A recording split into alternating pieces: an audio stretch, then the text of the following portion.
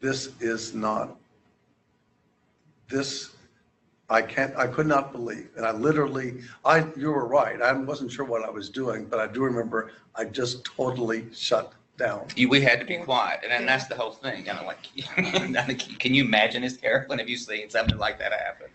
It was amazing to get to that point. And I think for a lot of us in there that day, it reaffirms the work that you do, because Mark's the example. Yeah.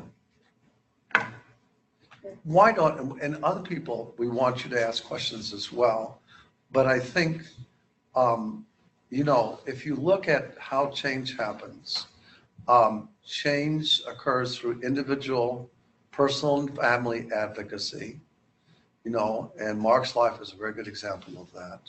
It does include systems change, broader agency and systems level initiative, court cases that brought about Michelle P. or changes in the federal law that enabled all kids to go to school or things of that sort.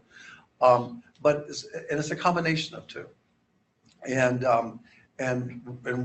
we have here, and also not just up here, but in this room, people who represented each of these important vehicles. And we've already met everybody. But I would also add, even though she's in the back of the room, who has lived this history has been Carolyn Wheeler as well. And so I would just, and other people can feel free to answer this question as well, even if you do not have the link, you don't have to write anything down. Yes. Okay. What does advocacy mean? What does advocacy mean to you? Heather, what would you say? For the individuals that I have supported, it is their voice. Yeah. But I am there, if they need somebody to speak for them, I will do it. I've almost got myself fired many times for people in public being ignorant. Yeah. I'm lucky for the people that I've worked for so long, but I make sure that his rights are not hindered by anybody, and he is heard in whatever way, shape, or form he needs it. He is heard. And then if they don't listen to you, Heather comes in right behind you, don't I? Yes. Yeah, there's advocacy on behalf of a person. There's also self-advocacy, and yours is advocacy on the behalf of the person to ensure that their voice is heard. Carolyn Wheeler, what about you? If you are asked to define are the important elements of advocacy are? Well, it means speaking out or writing or acting on behalf of a person or a cause or an issue that you believe strongly in. And usually there's an injustice, I guess, at least in this situation. Mm-hmm. I think most advocacy came about because there was such horrific injustice. And actually, Harold, if you've got a copy of Christmas in Purgatory, everybody in this room should see it. I actually use it in trainings that I do, because I think it's really important that people see it. I mean, Mark lived it. I mean, there are people alive, and my first experience, Harold, was in about 1971 at a very large state institution in Columbus, Ohio. I had the same experience. I did accept a job there the following summer because I had to work for the summer. Now, I don't know what happened to the folks, but similarly, we don't have that. Fortunately, I don't think today. I don't think there's hope. There's no place as horrible as those institutions. Yeah, there were several. Well, I would think to education cases. Personal care homes are. Well, no, they're about as bad. Yeah, I mean there aren't 3,000 people. No, not that. No. Willowbrook had 8,000 or 9,000. Right. Yeah. So I think you get impacted because you usually see some great injustice. Yeah. So you want to advocate for something to be. Yeah, and I don't want people to think that Old Frankfort State Hospital was any worse than many other institutions. But they could have come to Kentucky and taken those same Yes. pictures. Yeah. So those were Northeastern institutions. Yeah. And they could have come to Kentucky and gone to Frankfort State. Yes. Or maybe Eastern State or Western State. Yes. Because they are that same era. Yes. Yeah. And they had a hidden camera. I think that's important to know. Those pictures were taken with a hidden camera. Yeah. Now, some maybe, has anybody ever heard of Gerardo Rivera? Yes. Gerardo Rivera used to be a famous newscaster. He got his start in an expose of Willowbrook in New York with a hidden camera attached to his belt buckle going in there. And he took pictures that are actually worse than what I saw. Then he came back with a real life camera. So at some point, he may have done a hidden camera, but in the early 70s, he came back with a camera crew and went in. Then he opened Al Capone's too. Okay. Anybody else? If not, let's start here. Jeff, what do you see as key successes in which you've been a part?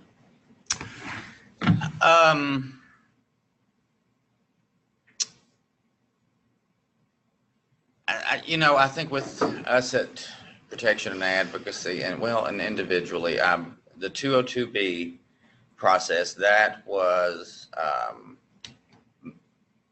rewarding to watch people that had been institutionalized as long as they had and move out into the community and actually get a life and a life that they wanted.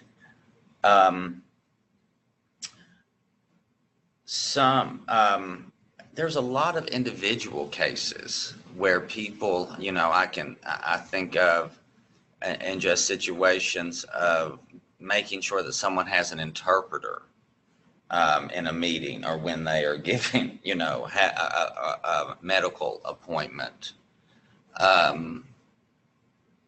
Access, to audio trainers for kids in school. Some of those real basic things that we would think that we would not have to have discussions about anymore, that if a kid needs an audio trainer in school, they get an audio trainer, but that's not what happens. So there's a lot of those that have been small individual cases that I'm really glad to have been involved in. I'm really proud of the agency and Michelle P., what had happened. The restraint seclusion regulation for kids in schools. Right now, what's going on with our settlement agreement for personal care homes. And of course, there are still people with intellectual and developmental disabilities that are in personal care homes. Even after InReach, we've been doing this 5 years, and there was somebody in Lawrenceburg at a personal care home that should have had an SCL slot. So that's just amazing still. Yeah, and for example, the passage of this restraint and seclusion regulation by the State Board of Education, it is a really big deal because it puts very firm limits on what schools can and cannot do in terms of discipline. Now, it doesn't mean that it's always followed. No. And that's one of the reasons, but and P&A really has two functions there. One, to really bring about changes in regulations that protect people. But even that's, everybody knows that a regulation isn't going to protect everybody. And so even the more critical part is following up on individuals who still, even with a regulation, are experience abuse, and you would not want to think in the public schools, but or in agencies, but yeah, it unfortunately still happens. Successes. Being individualized has been the biggest success, and like Mark and me have accomplished several things. I've helped him accomplish a lot, and the other people on my caseload, they've accomplished a lot as well. Mm-hmm. But it was being individualized. Yeah. Mark wanted certain things in his life, and we made sure it happened. Yeah. He's wanted for years to own his own home, and everybody was scared. And finally, I'm like, all right, let's just do this. Just like everybody else, we'll see what happens. And it's been a success, hasn't it?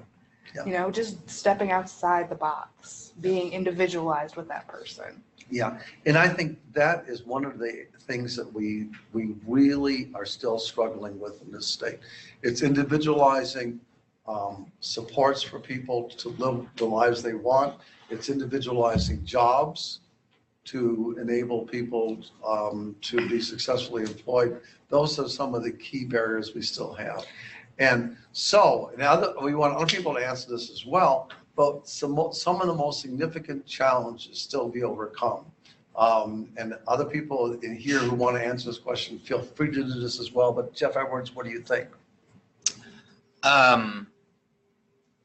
We still, we still don't listen to people with disabilities. We've done some pretty good work in the last 50 years. I will give us that. But when you think in terms of nothing about me without me, people with disabilities are still not at the table. We are pushing to make sure people with disabilities are there when we talk about Medicaid reform, when we talk about what's proposed changes going on with guardianship and this WINGS program. We think somebody with a disability that's gone through guardianship process and has their rights back should be part of that discussion because they have a different view.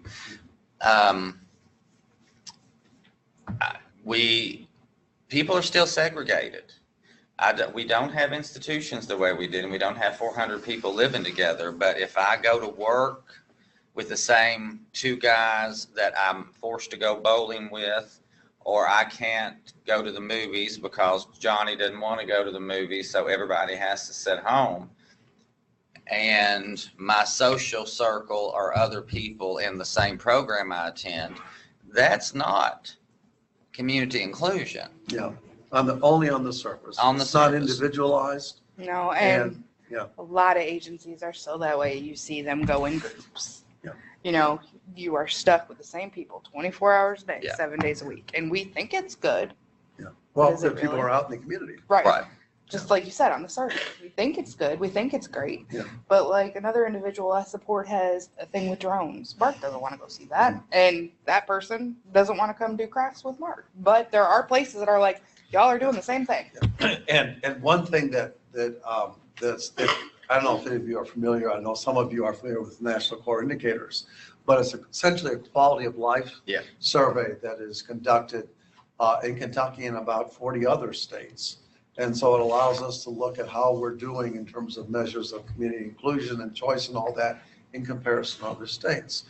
And one of the things that, while it looks on the surface that Kentucky is good at, is people getting out in the community. Like we have a higher percentage of people who go out monthly to eat or to run errands or to shop, things that you think are, but where we fall down as a state, and this has been year after year after year, is the more of the individualized things. We have less people going to church, for example, because church is more of an individual choice. And even though we have people out in the community, we have significantly fewer people in our state who have friends who are not family members or service staff. Or paid staff. So a real challenge. So while all states have their own specific challenges, but one of ours has been we have some of the markers of people being included, but in terms of is it really doing what you want to do, and is it really friendships beyond your family and paid staff? This is an area in which our state is significant challenge for us.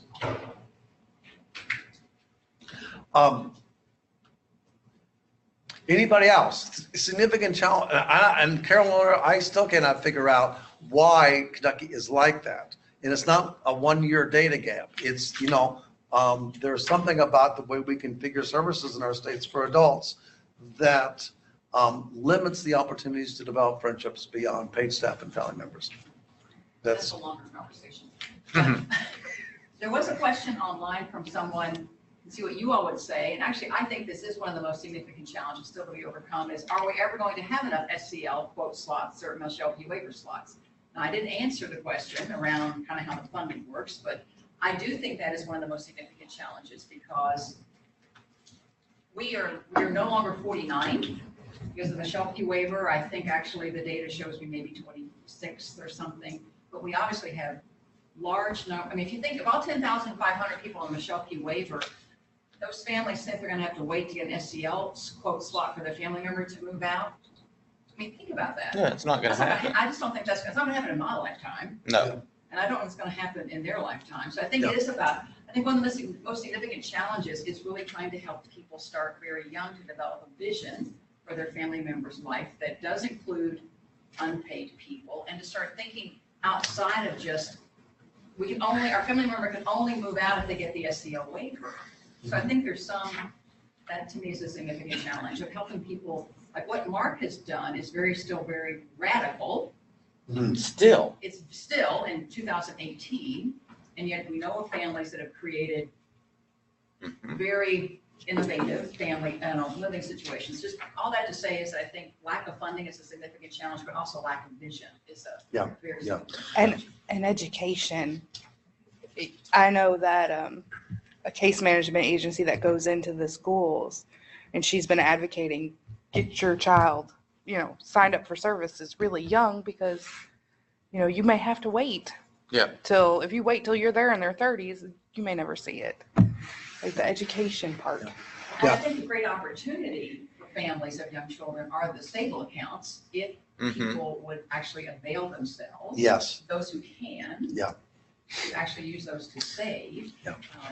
Well, and for me, and where I'm getting right now too with this, is that we fail to meet those blue collar families and single parents that, their daily struggle is keeping the lights on and that kind of thing.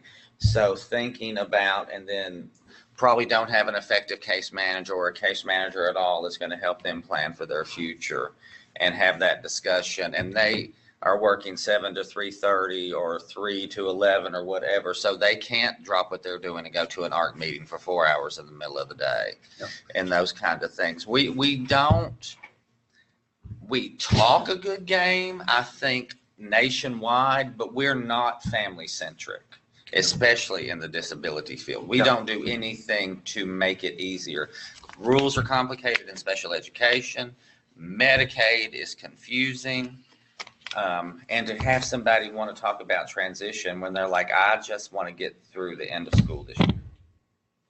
Yeah, and part of the frustration for our state is this, that we have moved up in terms of funding for adults, for youth and adults with intellectual developmental disabilities and their families. We're probably in the middle of the pack. And if you look at it in terms of percentage of fiscal effort, in other words, because we're not a wealthy state, we're even higher because we're, the challenge for us, while, we can certainly say we have limited resources, that is true, but the challenge for us is how to use those resources much more wisely, and how to ensure, for example, Michelle P. really is addressing the needs of aging families and aging caregivers, and obviously all families have service needs, but I'm not so sure we're using the resources we have as wisely as we could as a state. Kentucky deserves good marks for making a fiscal effort to support individuals, but we need to get better marks in terms of how wisely we're using what we have and how we're supplementing it with able accounts and things like that families themselves can bring. Well, an autism waiver would make much more sense to free up that Michelle P. piece. So people that actually need those services, that would make much more sense, because that's what has happened. It's families of children with autism. But then when you look at, participant directed services, when we cap what a person can pay at $11.52 an hour, and an income or an economy with under 4% unemployment, you're not going to find somebody to provide those services for $11.52 an hour before taxes. It's just not going to happen. And then where we will not allow the person to use their budget to do the background checks and all of that stuff because we say it's Medicaid dollars. If I'm running an agency supporting people, all my money is Medicaid dollars, and I'm doing the background checks with that. I mean, it's just, we don't make it easy. We make it more difficult. Every piece of red tape in Frankfurt has found its way to Medicaid and behavioral health and developmental intellectual disabilities. We make it much worse for these people. So if there's a takeaway, it is, incredible progress, but still a very long way to go in terms of making Mark's life the norm rather than the exception. Right. In terms of using the resources which we have wisely to give to everyone what they need. And in terms of trying to build a system that makes sense. Here's a kind of real closing thing. What can you do as an individual? And we can both do personal advocacy. And now that I'm basically retired, any advocacy I do is personal advocacy. We can also do internal advocacy within the organization we work or with whom we're associated.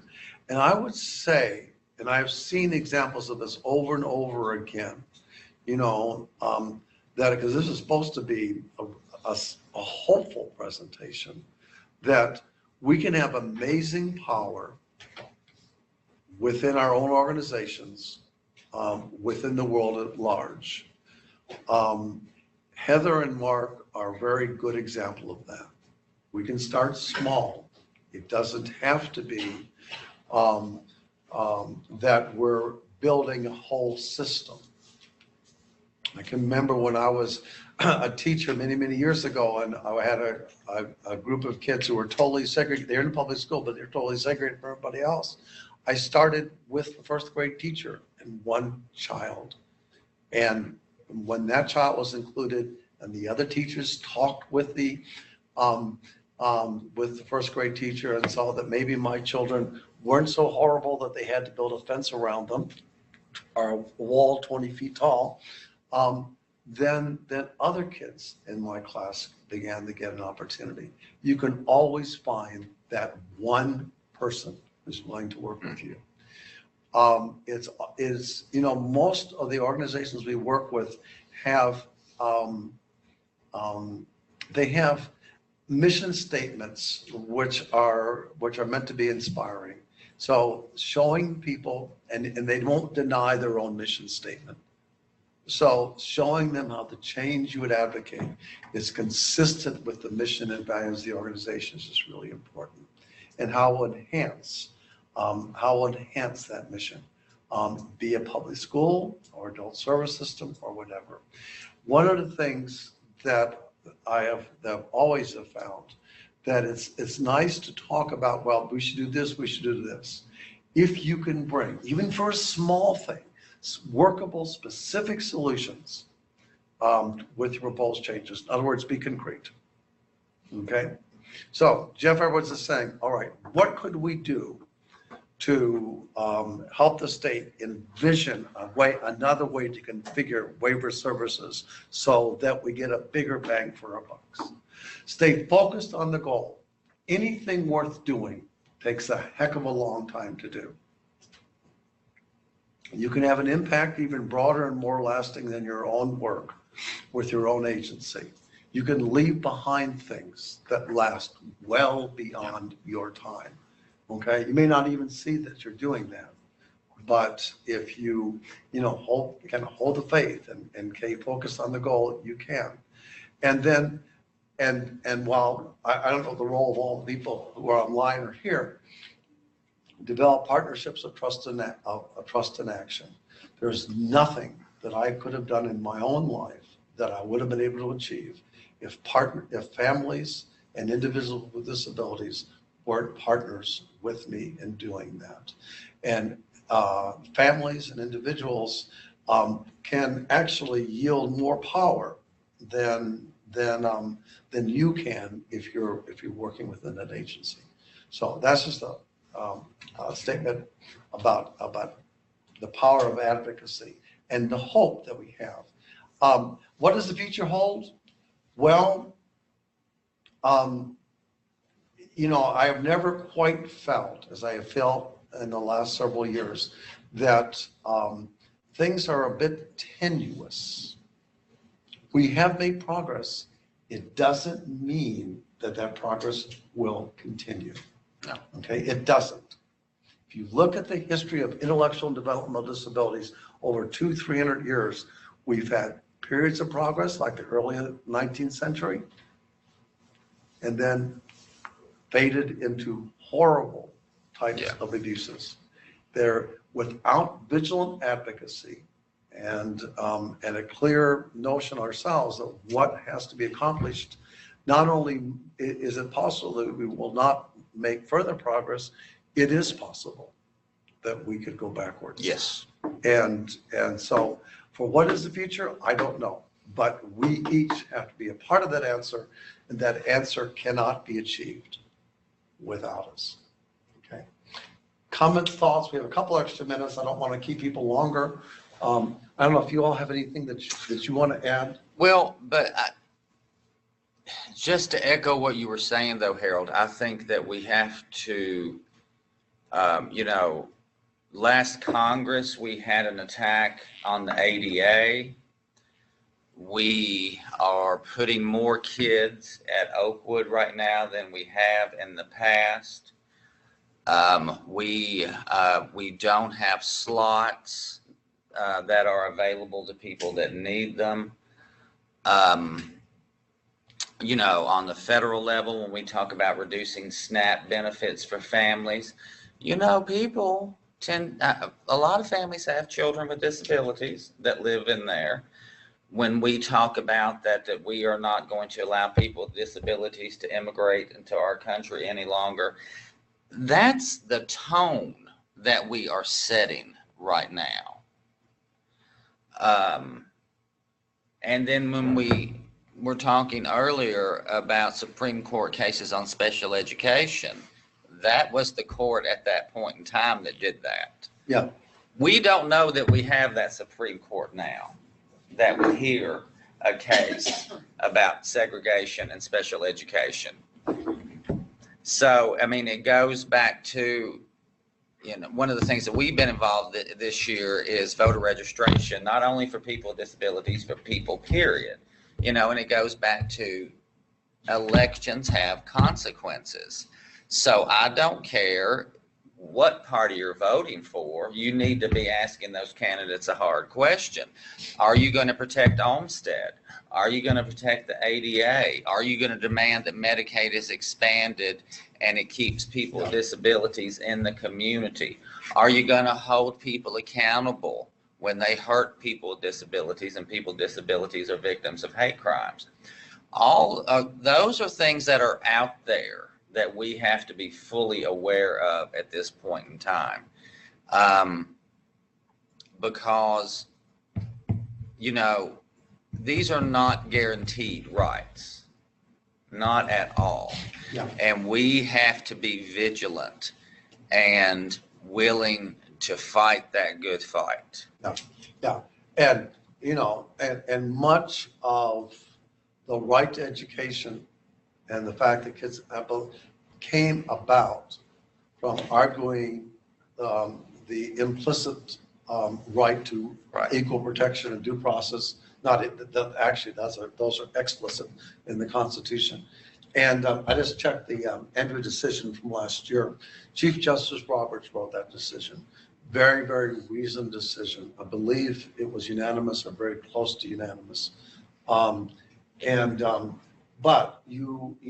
one of the things that is important at virtually all levels. Okay, well, what is the attitudes of judges who are